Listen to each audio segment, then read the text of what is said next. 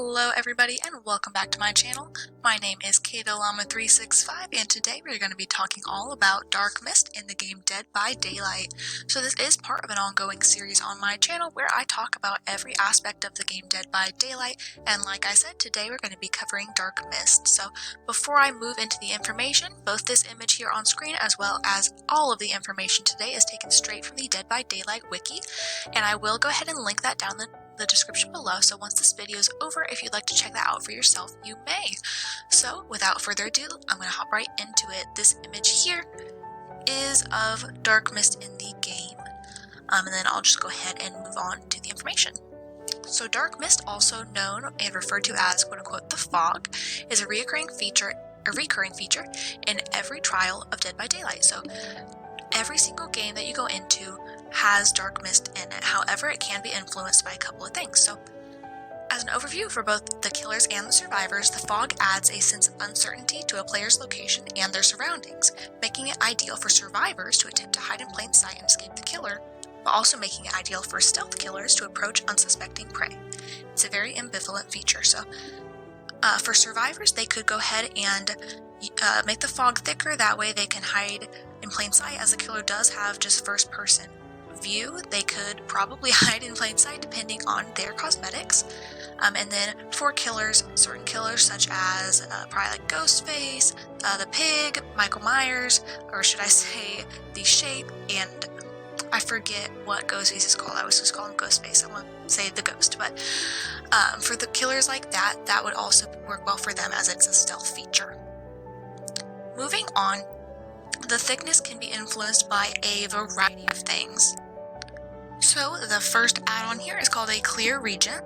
This is going to slightly lessen the Dark Mist. It is of common rarity and is going to cost 3,000 blood points. The second one is a Faint Regent. It slightly thickens the Dark Mist, also of common rarity and also 3,000 blood points. The next is a Hazy Regent. This is going to moderately thicken the Dark Mist. It's of uncommon rarity and is going to be 4,000 blood points. And then the last one there, Murky Regent, considerably thickens the Dark Mist, is a very rare rarity, and is going to cost 6,000 blood points. And yes, I am aware that the columns are mislabeled. That's how they were on the wiki, so I apologize for that. Alright, so then in terms of stacking, they can be stacked a couple different ways. So they can all be combined freely as they all stack amongst themselves. And then here are some possible combinations. So if you mix Clear Regent and Faint Regent, it's going to be slightly less thickness. Clear Regent and Hazy Regent is about default thickness. Clear Regent and Murky Regent are going to make a Faint Regent. And then Faint Regent and Hazy Regent are going to make a Murky Regent. So that is going to be if you combine those offerings. So that's not something that you can do on your own, as each survivor can only bring in one offering, and the killer can also only bring in one offering. But that way, if both people bring an offering of this nature, you know how that's going to affect each other. So let's go ahead and move on to some examples. So up in the top left is what it's going to look like with a Clear Regent. Here in the top middle is just default thickness, so you can see the difference there. Faint Regent, you see the difference as well.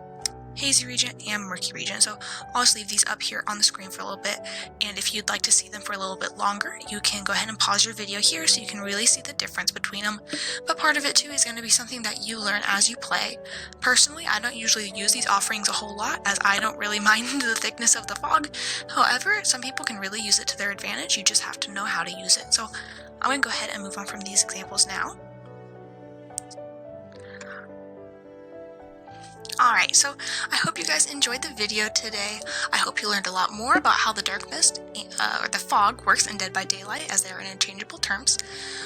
Let me know down in the comments below, do you like to utilize the fog to your advantage? Do you like it to be thicker? Do you like it to be more clear?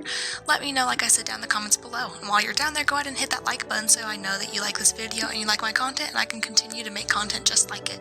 Also, while you're down there, go ahead and check out that subscribe button. It only takes you 1 second to press subscribe. It's going to make my whole day.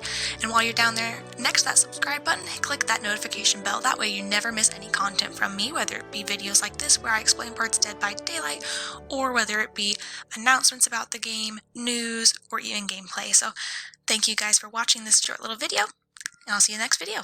Goodbye.